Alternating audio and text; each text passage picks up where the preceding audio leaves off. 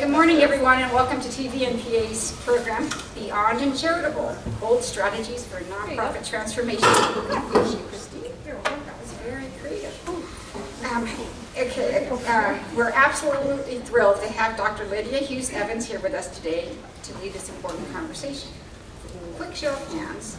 How many of you attended our May program, Charity Reimagined with Dan Pallotta? Good amount of you. That's great. This session serves as a follow-up training to that powerful discussion, and we're so glad you've joined us to continue this dialogue. If you didn't attend that program, we have a page on our website. Can someone watch the door, please? Everyone's going to control it. Oh, that one off?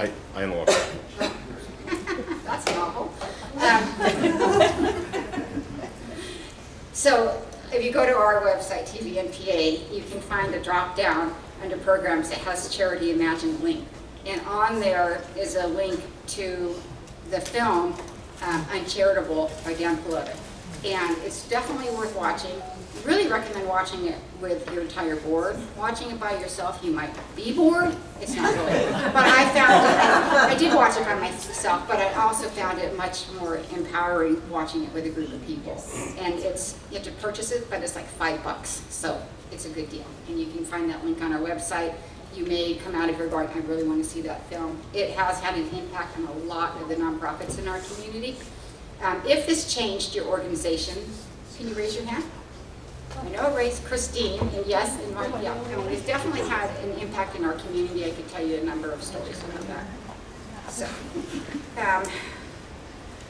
So before we dive in, I'd like to take a moment to express our gratitude to our community program sponsor, Sandia National Laboratories. Their generous support allows us to bring these programs to you at no charge. I'd also like to thank those of you who made a donation when registering. Their contributions truly make a difference in sustaining our mission. So, and now it's my pleasure to introduce today's speaker, Dr. Lydia Hughes Evans. Dr. Lydia has been a valued member of the TVNPA community for nearly a decade. She facilitated TVNPA's 5-year board retreat and will guide us again next week as we look forward to our next 10 years. A frequent speaker at her program, she's a favorite among her community. With over 15 years of experience spanning education, nonprofits, and business, Dr. Lydia is a dynamic force for positive change. Her expertise has supported organizations and individuals on their pathways to success and their leadership roles in several nonprofit agencies, including serving on the board of directors for Rural Hope International. Dr. Lydia is also a certified business and employee performance coach and author of the Organizational Poverty Series and an accomplished speaker and trainer. She holds a BA in English and Psychology from Maryville University, an MA in Education, and a doctorate in Organizational Leadership from Argosy University. Please join me in welcoming Dr. Lydia.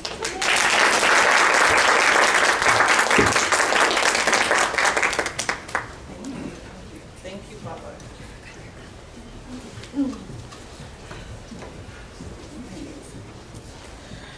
Okay, well, good morning, everyone. It is great to see you. It's great to be here. Lyle, you'll help me stay on track with time, right? Because you know there's no clock back there. So, so it's a facilitation thing. You're always like, where's the clock? I need to know where the clock is. So I am just really honored to be able to be here today. I've definitely been hanging out with TVNPA for a while. And I think maybe my first kind of like speaking presentation was actually in 2018. And since then, Kathy and I have done some amazing things. And she always calls me to do something fascinating and something challenging. I will say, Kathy, this was the hardest thing that you have asked me to do out of all the things. And the premise of this is that both Kathy and I, we went through Dan Pallotta's BOLD training for nonprofits and staff members. And Kathy's task to me was to be able to take the training, internalize the information, and expand on it and build on it in some way so that we have some tangible steps to be able to do the thing, right?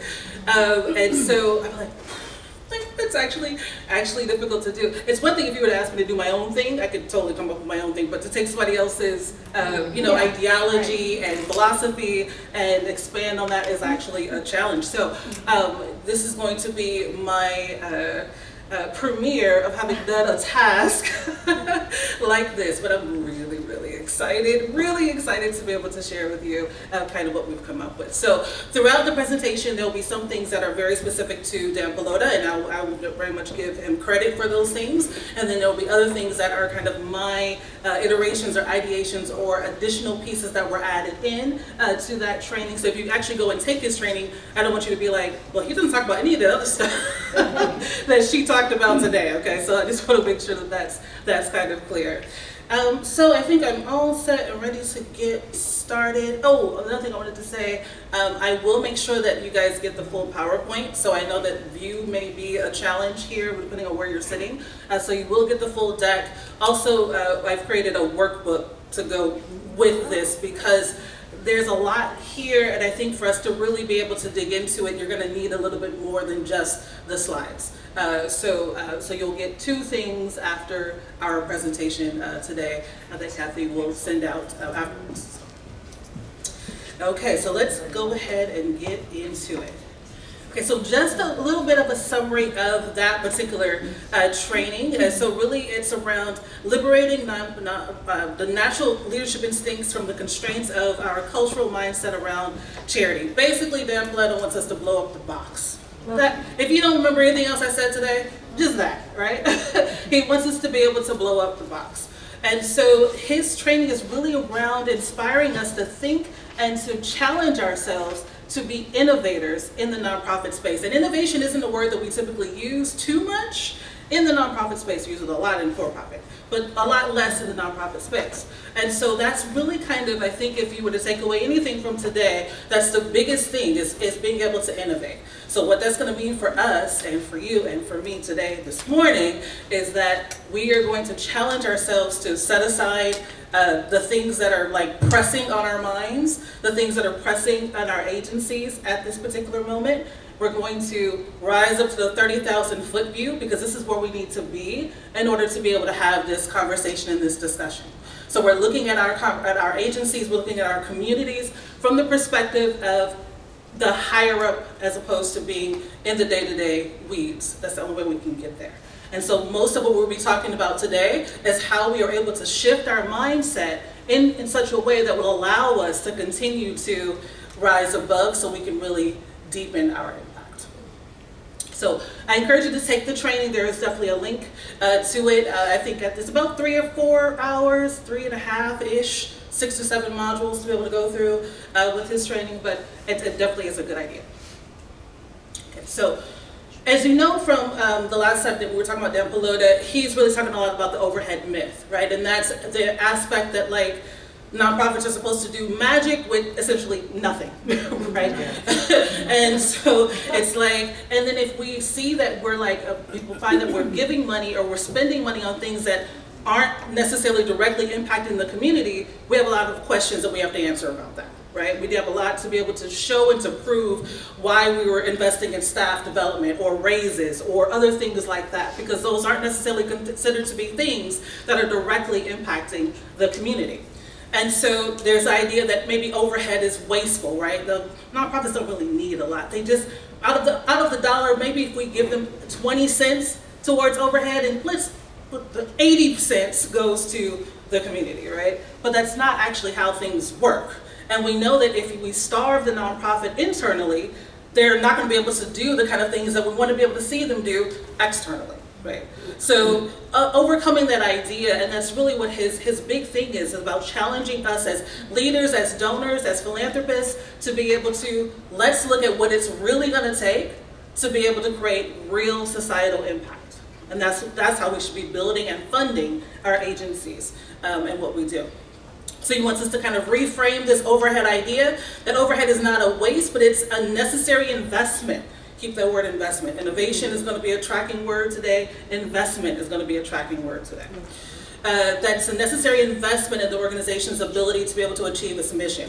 So it's our job as nonprofit leaders to be able to educate donors and other individuals who want to be able to support us as to why we may need a few more dollars to pay somebody a livable wage so they actually they can stay with us, right? We can retain staff, we can have good services and qualities of what we do. And so his challenge here, though, is we're not going to hit this head on with trying to discourage this overhead myth, and there's a number of reasons as to why. What we're going to do instead is we're going to create the most amazing service and impactful program, and we're going to pull people into that. And that's what's going to get people excited about what we can do and what we can build. And there are some expenses that are going to go along with that, right? So rather than be going asking for more money for be able to, pay a staff or to add a position or something like that, if I can pull you into a larger story that excites you and that gets you excited, you're more likely to fund that. And part of that is the staff, right? that it's going to take to be able to make that larger impact happen.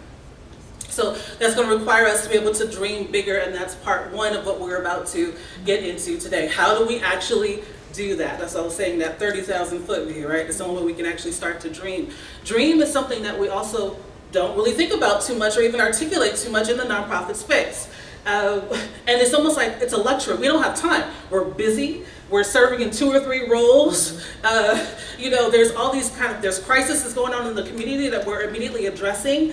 There's funding constraints. There's all these things that are happening. We don't have time to dream. We just do, right? And there's actually this aspect of almost, there's somewhat a level of martyrdom a little bit that we just have to just keep doing until you burn out, right?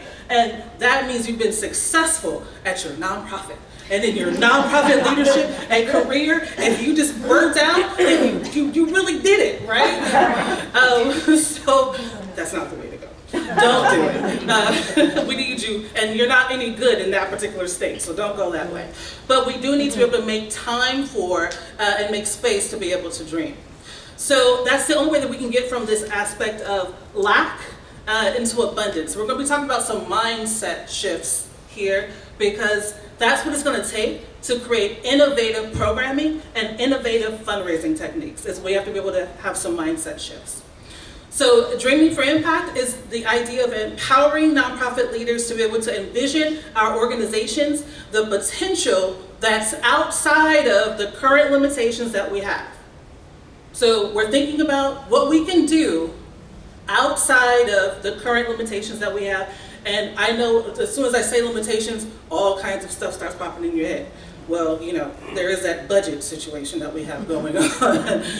And we did just lose this funder, and this new contract's not going to be renewed in 2025, and, all the things, right, that we can think of why we can't. But the only way that we can do this is to be able to shift from that. So we need to be able to shift from what can we do with what we have to what could we accomplish if anything were possible. That's the question. Not what can we do with what we got, but what could we do if we had no box, if we had no limitations. So that's going to require us to shifting from a reactive to a proactive mindset, right? A little tough, because we tend to run a little bit behind the 8 ball sometimes in nonprofits. So we need to shift from that, work on building abundance-centered cultures that drive innovation. And we need to set big, hairy, audacious goals, because it's those big goals that are going to create big impact. And it's that big impact that we're going to get people excited about us and being on board and funding and seeing that impact through and to happen. So Dan talks about a prison. And so what are some of the things that are holding us back from being able to do these things? So from his perspective, he talks about, he kind of does some comparison to the nonprofit kind of structure and philosophies, and the for-profit world and structure and their philosophies and how they think about certain things. So on the reward side, in the for-profit world, there's no limit on what you can make, right? But on the nonprofit side, we're not necessarily able to use money as an external motivator to produce more value. Right? I can't pay you more or pay you a higher salary necessarily for you to produce more, when that's what's expected in the for-profit world. On the marketing side, it sometimes seems like for-profit companies have unlimited budgets, right, for marketing and spreading their message and everything like that, where we can't really necessarily use money necessarily specifically towards marketing. That usually comes from unrestricted funds or things like that, other ways that we have to find ways to be able to use the money to do those same things. But if we don't do those things, then nobody knows about us, right? Nobody knows our message, nobody knows our impact. And let's think about risk. So we tend to be very conservative, I feel, on the nonprofit side as far as taking risks at all. And it's actually expected on the for-profit side that companies will take risks, that they will try big things and they will fail in big ways, and fail in air quotes, right? Because there actually isn't such a thing as failing. What you're doing is you're learning from this new experience. But that's a given in the for-profit world, and it's something that we almost never try or never touch or very much steer clear of in the nonprofit world. Same thing on time. So in the for-profit world, we can fund a company that doesn't make a profit for 10 years, right? And they're going to get venture capitalist money and all this other kind of stuff. Could you imagine? Like, seriously, could you imagine a nonprofit that applied for a grant and it took them 10 years to make an impact in the community? They wouldn't have been funded like past year 2, right? Because you haven't done anything. You haven't shown anything. But the expectation on the for-profit side is quite different, right? That it's kind of expected that it'll take you some time to ramp up and skill up. You're going to have to try some various things. Some things will work, some things won't.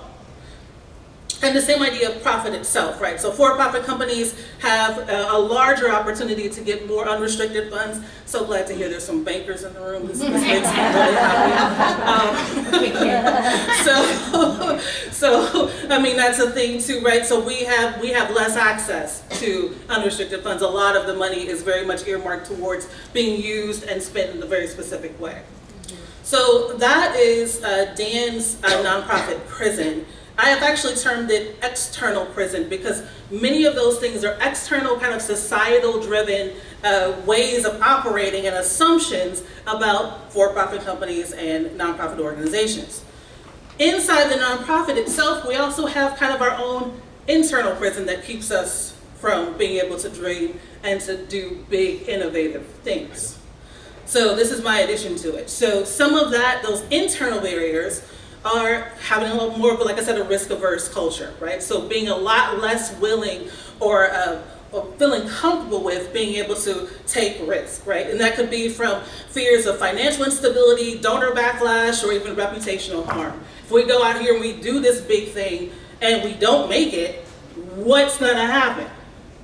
So maybe we just don't do that and we just kind of stick to what we know works, right?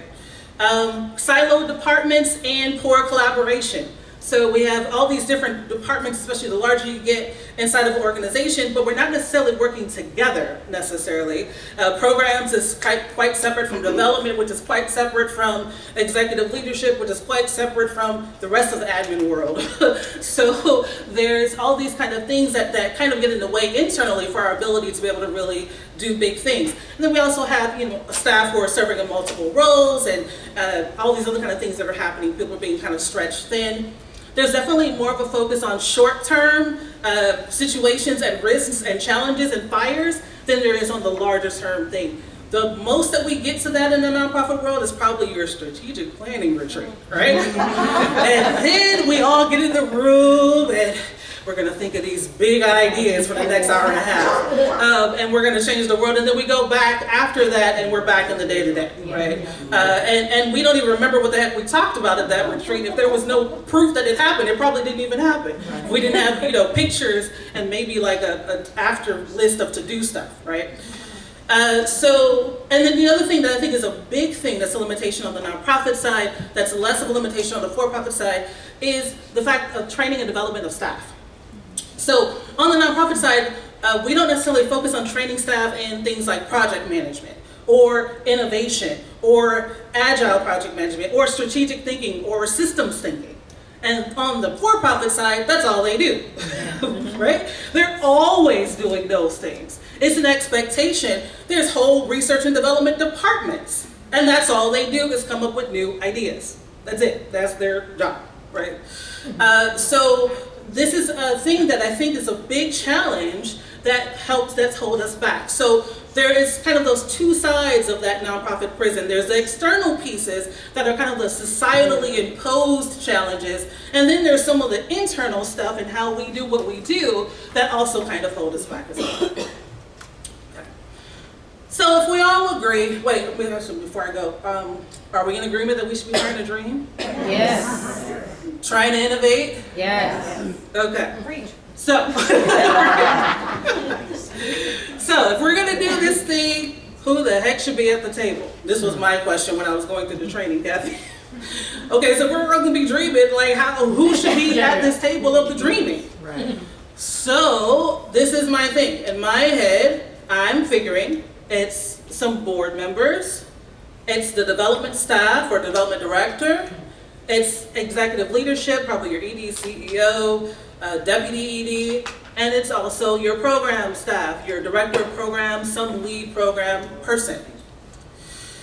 Now, what I've seen happen is a lot of the times the dreaming happens only on one side of this table. It's the board and executive leadership. And the development staff then get told what to do and what they're going to raise money for, right? And then program staff find out about everything after it's already been decided, and this is now what you're going to be doing, kind of a thing, right? Yeah. That doesn't work. No. That doesn't work. So in order for us to be able to innovate, it's going to require all of us to be able to be at this table to come up with ideas together, because each of the perspectives from each one of these seats is quite different. And there's challenges and there's strengths that come from each of these particular roles as well. I know some organizations have a programs committee that may be part of the board. That's a great opportunity to be able to innovate and think about innovation within that particular context. What I tend to see more so that happens though in board committees that are around programs is that it's just kind of like a checking in on how things are going, what we're currently doing. Right? Are we making contract deliverables? Are we doing grant deliverables? Blah, blah, blah. Right? Less lot of innovation is concerned. But anyway, these are the people who should be at your dreaming table if we're going to be doing this.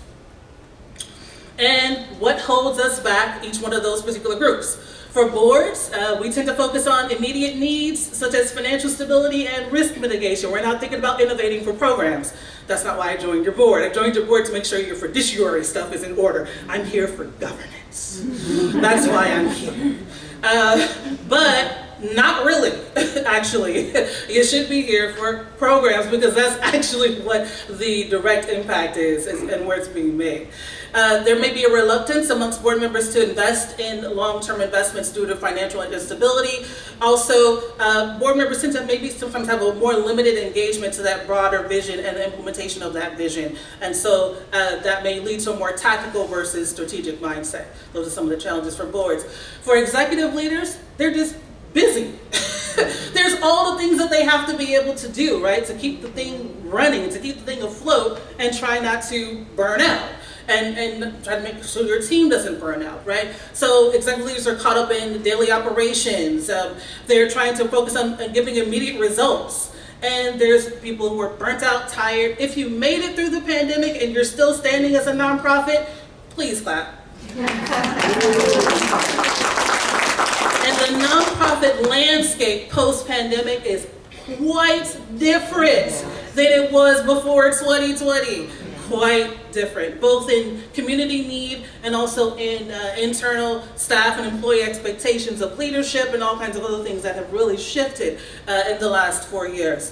So those are some of the things that executive leadership are dealing with. For development staff, they're limited by a demand for an immediate short-term revenue generation.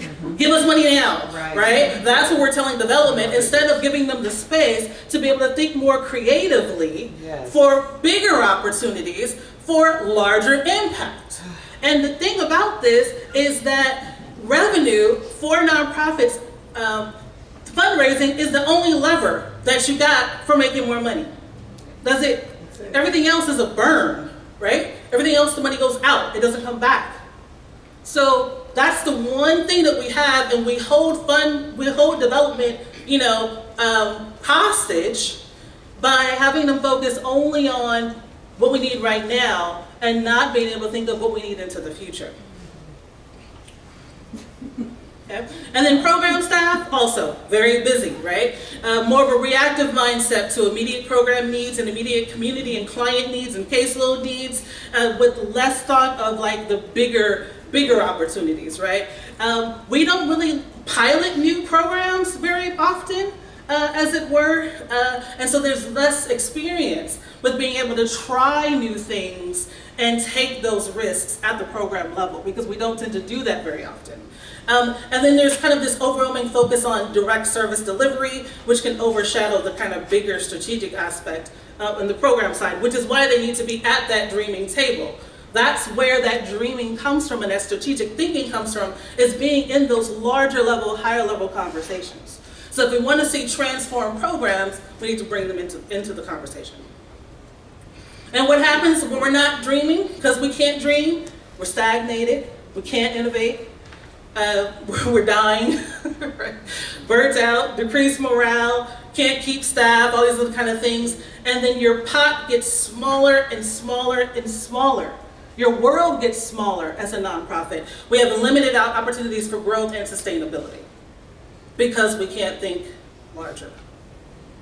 So how do we make space for dream for each of those 4 seats that need to be at that dreaming table? So for boards, we need to come up with more vision-centric meetings. So we could dedicate a little part of our board meeting to discussing the larger, longer-term dreams and aspirations of the agency. Not just did somebody finish the meeting minutes from yesterday. And so we need to be able to think about visualizing the impact goals rather than just immediate operational concerns. And we need to get into a growth mindset. I'll talk about that in a second. From a fixed mindset to a growth mindset, what does that look like? We'll talk about that. And then let's get comfortable with making some strategic investments. Let's get a little risky. I'm not saying go out there and do something crazy. Don't take on a lot of debt, right? But let's loosen the chains a little bit and see what we could do. Let's see what the kind of things we can play around with. Okay, so the growth mindset is the belief that the organization's potential and impact can continually expand. It's not fixed. We're not stuck, right? There is no box. We can continue to grow. And we can expand through learning, through adaptability, and through innovative thinking. And we can see challenges as opportunities for further growth and development. A challenge doesn't mean it's not going to work or we can't do it. It just means we need to be able to think about this a little bit differently and a little bit deeper. So what does that look like? I've made this kind of small chart here. You'll see it inside of the workbook, a little bit more of a fleshed out aspect of it. What I would encourage you to do actually is to switch these things out for what's most relevant for your agency as far as fixed mindset and growth mindset. I have this kind of standing template of what I think kind of for boards, but I want this to make this yours, which is why I created this workbook. So example is on the fixed mindset, our organization can't afford to take risks. The growth mindset to that is we can carefully evaluate risks to invest in new growth opportunities. You hear the difference?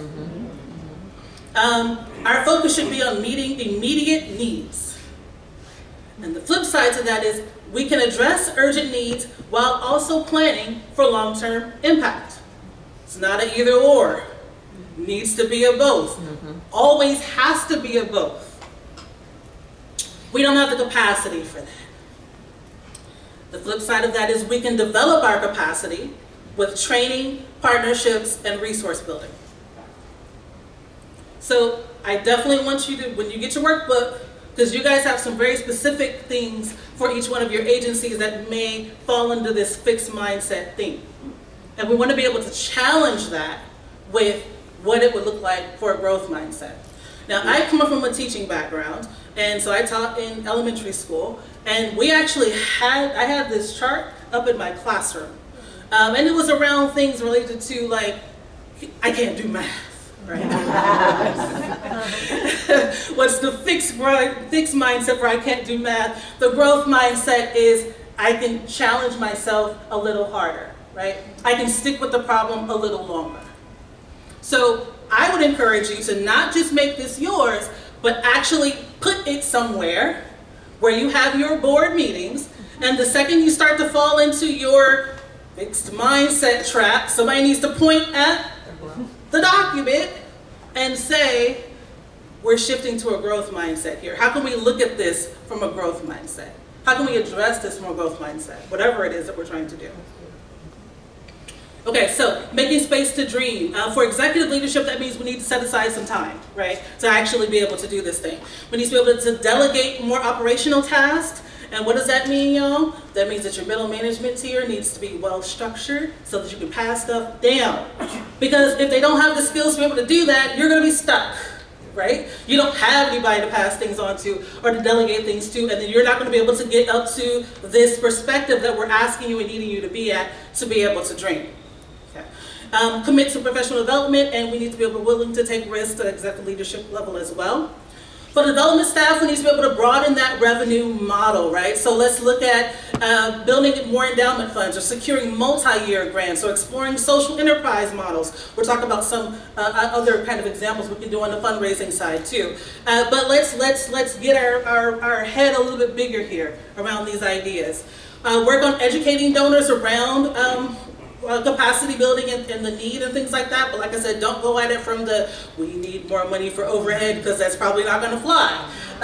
We need more money to like do this big, huge thing in the community that we're going to do. That's what we need more money to do.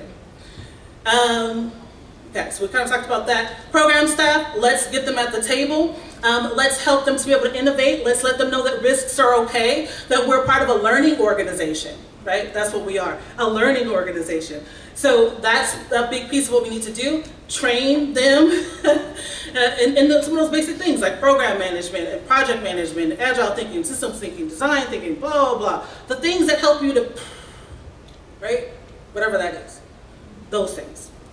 And make sure that we're taking their feedback and we're iterating it back into what we're doing. Because that's the other thing that happens. We lose buy-in from various aspects of the nonprofit structure because we're making decisions, we're not actually getting everybody's feedback.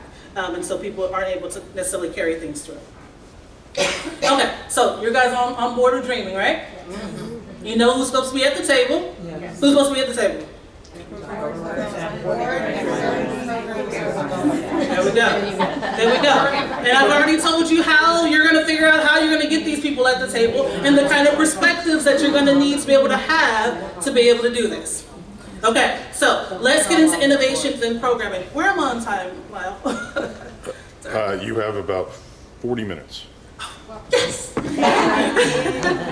am doing good. Okay, I want to make sure that I leave time for... Because we have Q&A. Yes. And then we also... But yes. that's we need 10 minutes at the end. Perfect. 25 minutes. I'm going to try to make it done before then. Okay, so let's get into how do we innovate programs. So Dan Pallotta's his good question that he actually starts his training with is, who are you as an organization, as a possibility? So who are you as an organization, as a possibility? If you haven't taken the time to do some of the dreaming stuff, you're not going to be able to really answer that question, right? But this is what where we're heading towards. And so I kind of already led with the thing here about how do we, so his direct quote is, donors need to stop asking about overhead and start asking about impact. And then we have to encourage them to shift their thinking. And then how do we do that? By showing people the dream and then asking for funding for the dream. Don't ask for more money for overhead. And innovation comes from a deep frustration of the current world not being the way that someone thinks that it should be. Dan Pallotta's perspective is that innovation comes from a deeper kind of frustration, right?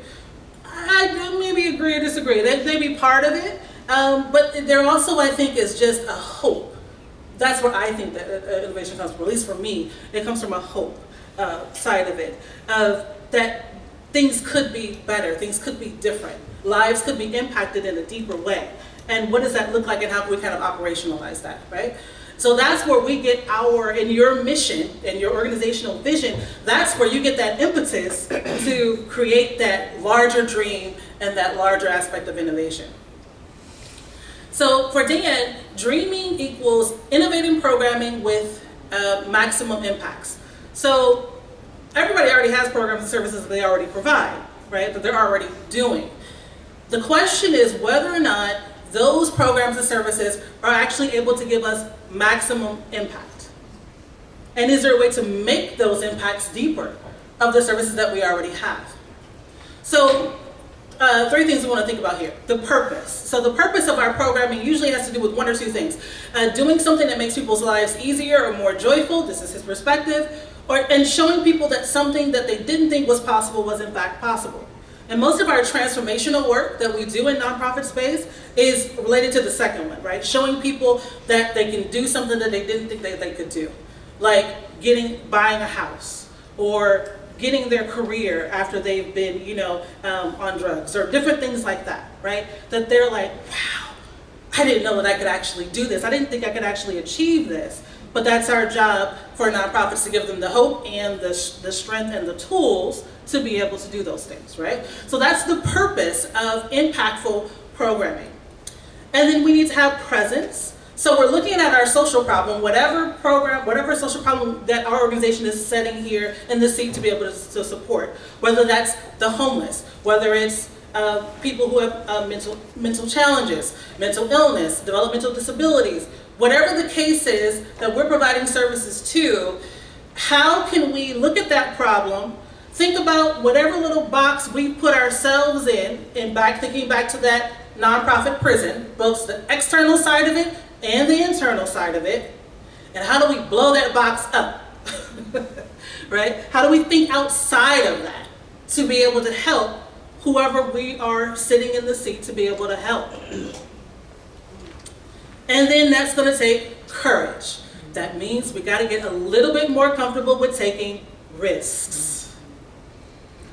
Don't go wild. Because that's the last thing I need, Kathy, is somebody saying that they went out and did something. I heard Dr. Lydia talking, and we did this thing. Calculated risks, right? But we're going to have to take some. So the question now becomes, what risks are we willing to take, and what commitments are we willing to make towards this deep impact that we're going to be able to do? And Dan gives this quote, and I actually like this quote from Einstein. It's not that I'm so smart, it's just that I stay with the problems longer. What would happen if we did that? Homelessness. What if we stayed with the problem longer? With whatever aspect that we're coming into the spectrum from, with wherever we sit, wherever we fall along the system of care in our organization, what if we sat with our piece longer? What kind of impact would that make? What would we be able to do? So the next two slides this is how we get into innovative programming. So the first piece is to be able to engage in your social problem deep dive. Whatever social problem your organization is set up to be able to support, let's dig deeper into what's happening with it. Is it still the same needs? Are the needs still the same from before the pandemic and after the pandemic? Like what is the need now? What's the current need now? And then we need to be able to define the current mindsets and assumptions, the organizational constraints that are on the inside of our prison, and to be able to identify fear-based boundaries. What are the things that are holding us back from being able to really impact change the way we want to?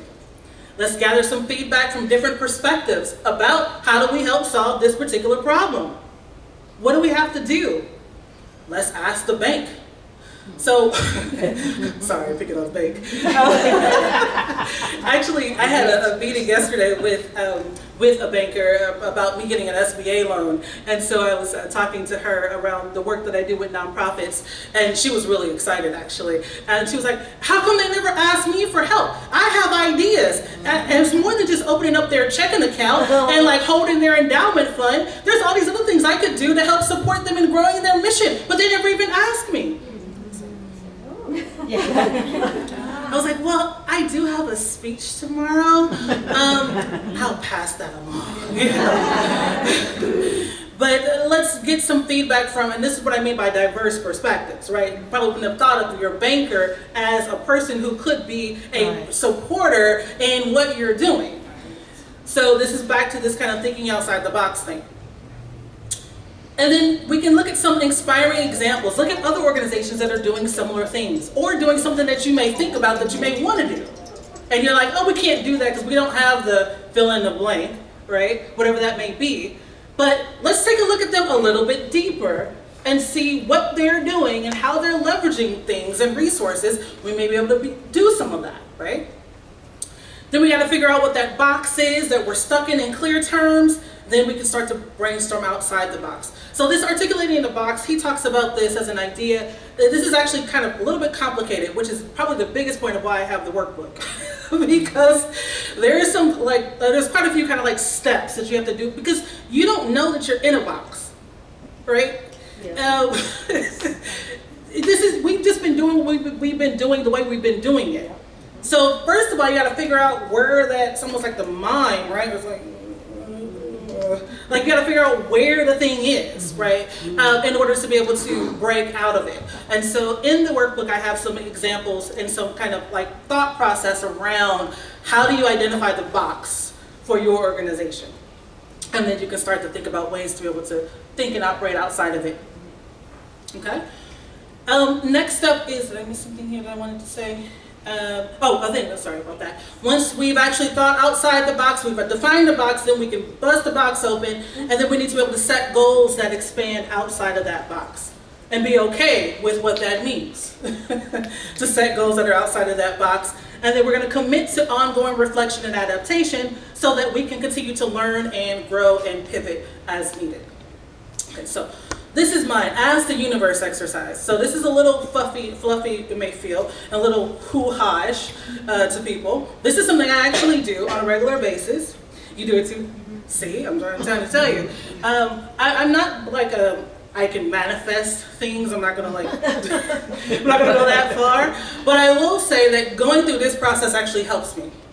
So what this would mean for you would be that you would be making a specific request to the universe. So now you figured out what your organization wants to do. Your big, hairy, audacious, scary as heck goal. And you're gonna say, we're gonna do this thing, right? And then you and your board and all those people at that dreaming table are going to sit there and list out all of your fears about why we can't do it. So the concerns, the challenges, the barriers, the threats, anything that is or can stand in the way of that goal. And both Dan and I agree on this point that those things become the foundation for your blueprint of how you're going to actually get there. Because all that says is, these are all the things we need to pay attention to. Yes. We need to address that, we need to get to this, we need to find money for that, we need to do blah, blah, blah. That all of a sudden becomes your roadmap to getting to your goal. And for the people who are more risk averse, they're going to love this because they're going to, man, there's all kinds of stuff I'm afraid about. About us doing this, right? But that's how we get there. And then next step is, after you've listed out all the fears, you've exhausted all the fears, then you're going to start to think about, list out all the reasons of why your fears won't come true. And what that helps you to see is the inherent capacity you already have right now in relationship to this big, hairy, audacious goal. We have stuff. We have capacity. We have resources. Sometimes we're just not able to see it. Right? So think about those fears and then think about what we do have. And then what is it going to feel like once you actually meet that goal? Once you make that impact? What is that going to feel like? Now the premise for this is, what I do is I do this in my personal life. I will write a goal, I'll walk through this process here, and then I will put it in an envelope and put it into a box. And every time I get nervous about that thing, I'll remember that, oh, I put this into the box and I've already asked for this. I don't need to keep asking about this all over again. It's already out there. And now I'm going to be on the lookout for every single piece of evidence that happens at any moment in time that is showing me that I am getting closer to this goal. I'm going to celebrate it. So if we were to set up an exercise like this and do this with the people at our dreaming table, it brings people into a larger story. And this would serve as a really great kind of foundation for a case of support, or any kind of story that we want to be able to bring a donor into because we've walked them through the process. Okay? So I'm going to do this one really quickly. If you've ever heard me talk about change or transition, you've seen this. I do this slide all the time. At the end of the day, whatever we come up with, it has to have all 5 of these steps. So we have to have a vision for where we're going with this big goal. We need the skills for people to help us be able to get there. We got to have incentives so we can get buy-in from all the people who are a part of it. We need the resources so we can continue to collaborate on what that looks like. And then we need to have an actual plan. If we're missing either of those pieces, we end up with a lot of mess on the right-hand side of that thing. Okay, so and it's very specific to if we're missing, for example, a vision, everybody's confused. So that's how you read that. Okay, so you have to have all 5 of these pieces in play as we move forward. All right, part 3, innovating in fundraising. So Dan says, invest in growth, civil engagement, and society-strengthening fundraising. So that means that all of our fundraising initiatives should have some aspect of all 2 or all 3 of those built into them, right? So growth is giving us capacity to be able to serve more people, right? Improve programs and optimize resources. Civic engagement, we should be giving people an opportunity to participate in social, political, and economic aspects of their communities, right? That's a big part of what fundraising is. And then we should also be strengthening our society through our fundraising efforts. So using those opportunities to be able to advance equity and community welfare, leveraging partnerships, deepening that relationship, bringing in the banker, right? Strengthening fundraising. And all those together help to give us a collective impact. So now we know that every initiative that we're looking at on the fundraising side has to have all 3 of those pieces in there, 2 or 3 of those pieces in there, because that's what's going to really pull people in. So these things you guys already know. Let's be clear about what our fundraising goals are. Build those community partnerships, engage the community around it, developing a compelling case for support, and then being able to diversify fundraising channels, right? And this becomes an issue more on the funding side when you only have 1 stream of income, 1 contract, 1 grant, and then what the heck happens when that disappears? You're done. Right? So the diversifying funding streams and funding channels fundraising channels is really, really important. So being able to do that, leverage technology, and then continue to be able to adapt, right? So I liked this one that Dan had in his training. He essentially says that if we put $1 into major gift development, we get 10 times that on a return. $1 into direct mail, you get about 5 times of return on that. About $2 back on special events. $1 back from fundraising, from foundation grant rating, $5 return for $1 in. $1 in for planned giving gives us about a 4-time return there. And direct mail acquisition, which is if you're kind of trying to start it, you get a little bit of a lower percentage back. So this is where we can make risk probably a little bit more palpable. Because remember I told you at the beginning, this is the only lever that we have for increasing revenue. We only have 1. So if we're not able to invest in fundraising, we're going to be like in big trouble. Did I just change the world? I think that's what happened. That was. Saving some money. Power, right? Okay. All right, so Dan's question is your impact tied to your growth? And what growth investments have you not made because of these constraints? So what could we do if we were to think outside the box about investing in fundraising?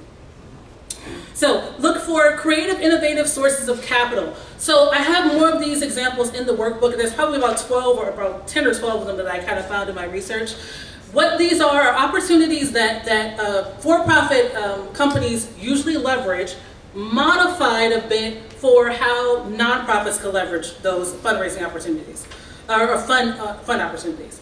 And let me be clear here too. When you get into some of these things, we want to diversify stuff, right? You don't want to just like put all your eggs in one basket, right? Because you want to make sure that you are going for sustainability here. Here's an example though, program-related investments. So maybe foundations can make below market loans or equity investments instead of outright grants to nonprofits, and the capital that's intended to generate the social return as well as a financial return. He also talked about an opportunity where he wanted to be able to do some big thing, and instead of asking a donor to be able to give him the money, he said, loan me the money. I'll pay you back in 5 years. Because that's how much of an impact I know I'm going to be able to make with doing this thing, is I'm going to have enough money to pay you back. Another opportunity. Revenue participation agreement. So like similar to royalties, RPAs allow funders to invest in a program or a social enterprise in exchange for a percentage of future revenue, often up to an agreed upon cap. This is stuff we don't think about, of opportunities for funding a nonprofit. So, Kathy, I was in my massage chair last night, you're going to speak tomorrow, you gotta get into the zone. And I was like, I had to stop the massage because I was like, can nonprofits create business credit? I researched, you can. So for my for-profit business, right, there's like I'm an LLC, right? So it's like my personal credit, there's also business credit, which is completely separate. And I've had to work to be able to build business credit. Now, the thing that the banker said to me about the SBA conversation yesterday was that a lot of the times when nonprofits do come to banks for loans or needing something, endowment or something for a capital campaign or something like that, they don't have enough of an established banking and business credit history to be able to qualify for anything from the bank. So, y'all can do this. Maybe I'll add that in. Is how you could build business credit. Not a quick fix, so something that you want to be able to start if you don't already have it established. Something you want to start probably takes about 6 to 9 months to be able to really kind of like see a result in it. But it could also put you in a great leveraging place to be able to maybe get funds from other places to be able to do big things like the bank. Okay, so I do have other things in that workbook, other kind of ideas like this that are in that workbook that we can look at leveraging. Right. So Dan has 2 examples here, the Wounded Warrior Project, and then there's another one that I'll show you in a second. So the board got around at the Wounded Warrior Project. They said, big question, how many veterans are there in the US that don't have services? And how big would we need to get to serve all of them? Now that's a big, scary question. Okay, so in 2006, they were raising from fundraising directly about $1.5 million. They had about $10,000 in revenue. Their programs were getting about $5.5 million. They were spending about 15% in fundraising, and they had a 45% overhead kind of rate.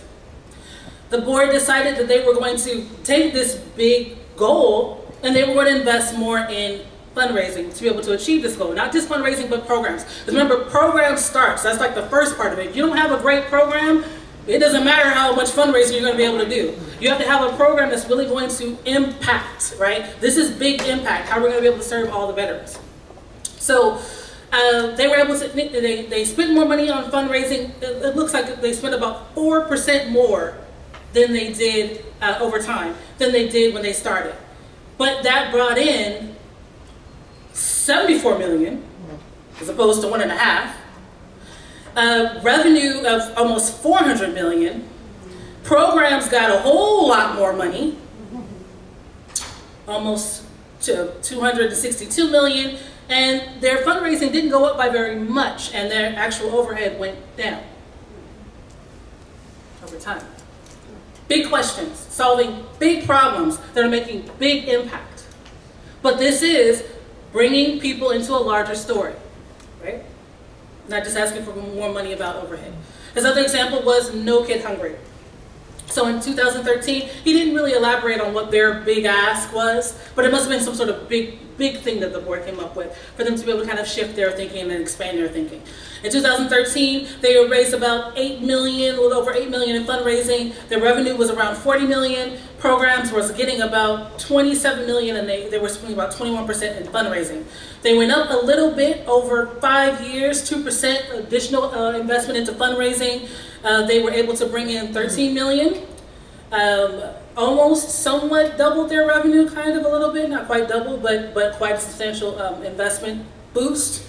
Programs got more money, almost 10% more money, and not a big shift in leveraging the fundraising, or how much it was costing them to be able to do it.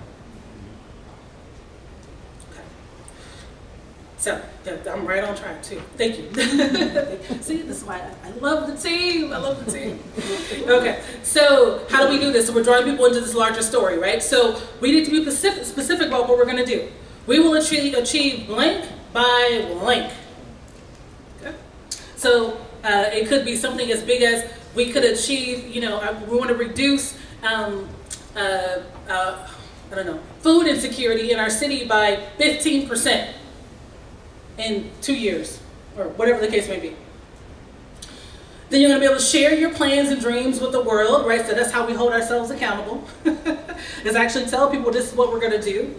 And this is our biggest concern, like what happens if we don't do it? What if we say we're going to do it? We get people excited about doing it. We create programming around doing it. People give us money towards doing it, and it only goes down 10% or 7%. It's not 15%.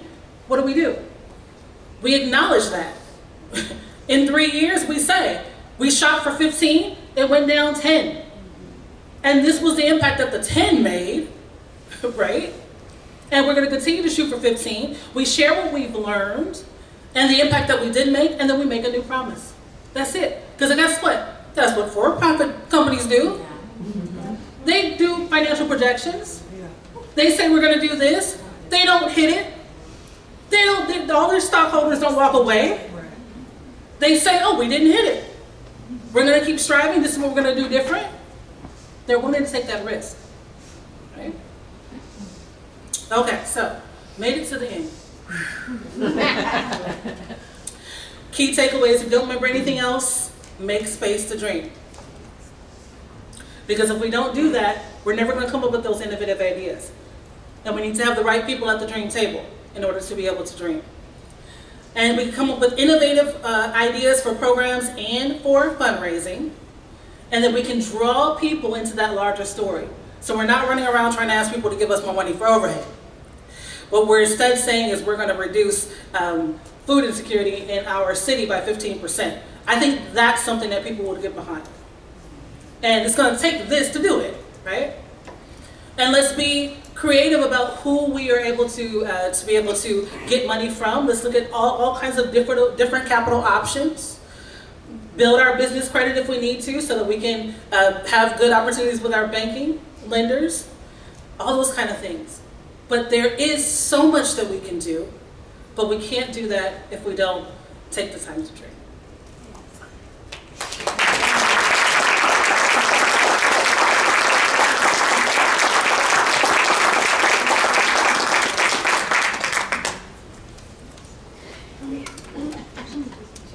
Questions? Did I say anyone asking questions? You can give me another drink, and then. Bourbon? No, I was like, drink. Yeah, that's December. Yeah, right. This is water. We're doing water. Okay, what you got? Bring it on. What you think? Okay, so Kathy and I just attended Fund the People. Are you familiar with Fund the People? So Fund the People is an organization. It's all about paying our nonprofit staff wages so that they can live and work in their communities. And it's not just wages, but giving them benefits, 401k plans, all that type of stuff. And so having been at that conference, Kathy was with me with a lot of information. Having been at that conference the last 3 days, and now hearing this, that Dan's talking about selling the big story to them, but I feel like there's a part that's missing, that we still need to talk about our nonprofit workers and what they're struggling with right now, so that they can live and work in our communities. So I'm trying to figure out what the bridge is between those two stories, if that makes sense when you're talking to people. So I think we have an opportunity when we're thinking about our big goal and creating that big goal is that we are able to solve problems both internally and externally at the same time. People are going to be less likely to care about your internal problem. They just are. But they are going to be more likely to be able to care about a direct kind of like community impact. But we know that in order to be able to have a big goal, we have to have skilled, trained, happy, satisfied, retained staff. So in my world, what we do is when we're selling this goal, we're wrapping all of that in. It's not two separate things. Because we're not going to be able to achieve any goal if we don't have that. And there's costs that are associated with that, right? So I think the premise is if we can create something that people get excited about, people are less likely to, think about I like Michael Kors. Right? I don't even know why and where I first got into Michael Kors, but I like Michael Kors. So if Michael Kors comes out with a new purse, I'm super excited about that. I'm less worried about the cost because I'm really excited about it. Now I do have a limit, right? I'm not going to spend an exorbitant amount, but I'm excited about the story and the impact, right? For me, of having that purse. So that I think but there's cost associated with it, and I know that, right? So I think that if we're able to connect those two things together, that's what's most important to be able to do. So that's part of the package. Okay. Does that help? Yeah. Yes. There's one of my development people recently attended something, and they're talking about completely reformatting our budgets for nonprofit. I think it addresses what you're saying is we've been taught to put all the overhead operations up here and our program expenses here as if the people in operations are doing the program. That's right. That's right. And so there is somewhere a movement that I think aligns with everything you just shared with us that part of the storytelling needs to be we have to break the old habit of how we lay out our budgets because we're buying into that mindset that we don't matter. Right. That it's magic fairies. Right. That actually do the work. Right. Yeah. Right. So the way we actually put the line item, where we put the costs, needs to be physically different on the page. I'll try to find out I can't remember what I sent her to. There's so many opportunities to learn, right? But that just made me think of that. And I just want to say thank you. I woke up today almost crying because of the amount of fear that I feel right now. Not just in my organization, but I'm in the theater. Theater's going down. We just lost California Shakespeare Festival. I never worked there, but it's shaken us. It has shaken us all across the Bay Area. And to see it laid out where we can say, oh, that's right, it's fear. Name it. Yeah. We all experience it. Yeah. And then identify what we could do to mitigate that fear. And so thank you for being here, because this is right where I am and where all my people are, and trying to work our way through this. And I also want to reinforce what you said about SBA. They're a treasure trove. Oh my goodness, I used to teach also until about a few months ago. I resigned from teaching. But I used to be afraid of the business plan. Oh, they got a step-by-step program. It's right there. I give it to my students, college kids can do it. They have a lot of resources on their website for nonprofits that we're not taking advantage of because we don't know that they're there. Yeah.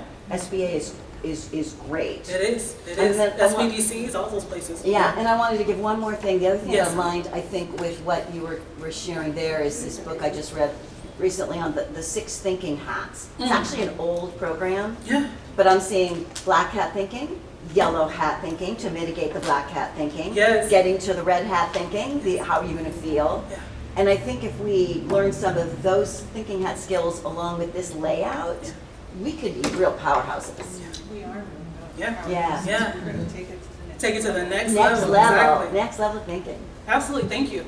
Monique? Yeah, from, as a business owner, we often put money into marketing. And yet, for example, my organization I work with in based out of Austin, serving 21 schools and 7,000 Cambodian students. You know, on the direct, the development side, we always said, you know, my suggestion has always been, you gotta put money in marketing. What happened is that we can continue to dip into the same well, it's gonna get dried up. But no one else, like, we do such great work, but if you don't market, right. you don't have the PR marketing department so good that to let people of the world know how good you are, That's right. you can't continue to grow. That's right. So you just gotta get more people. So in essence, one of the things I'm always suggesting from the business side, on the nonprofit side, is that we have to look at what is your marketing budget.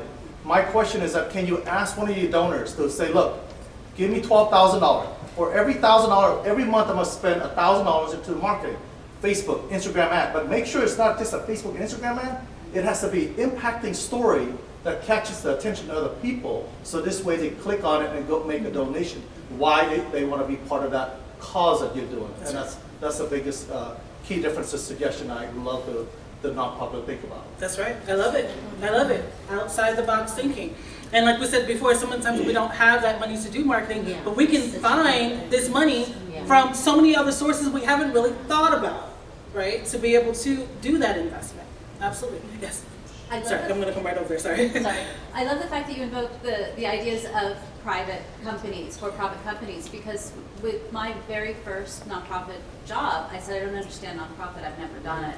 And they said the only difference is that you're reinvesting in the organization, not the shareholders. That's right. And as soon as that clicked, it was like, oh, I can make lots of money then. And then you go. But if you apply the principles of what it is in revenue generation That's right. versus, asking for donations. That's right. You do it.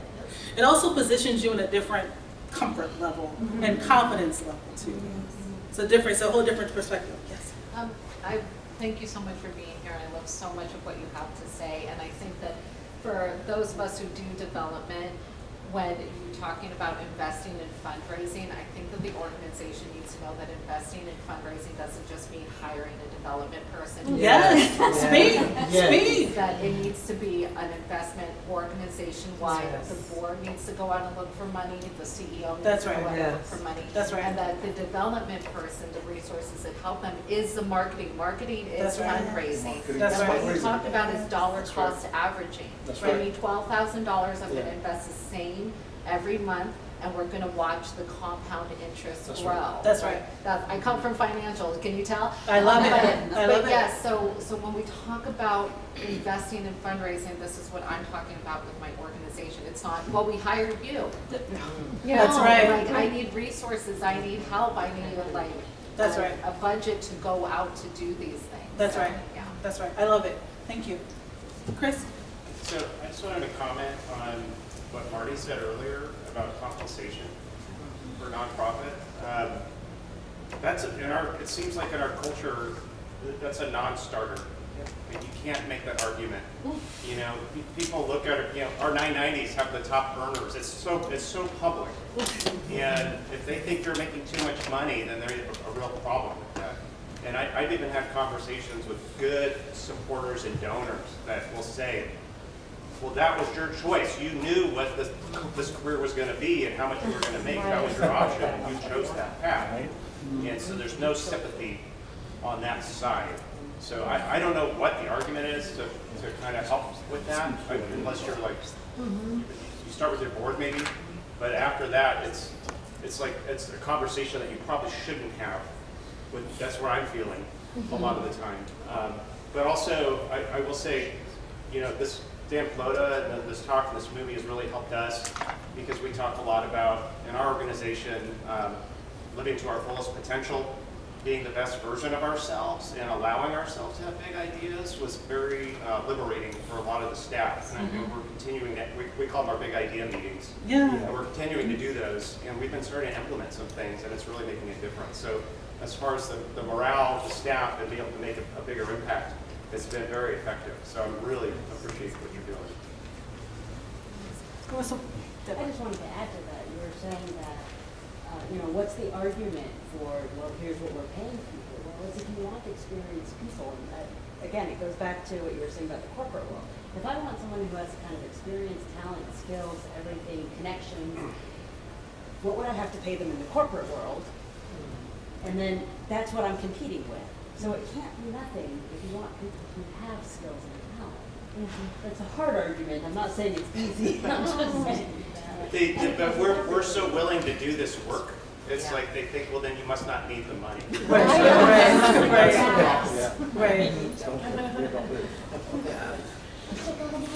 Go ahead, Kathy.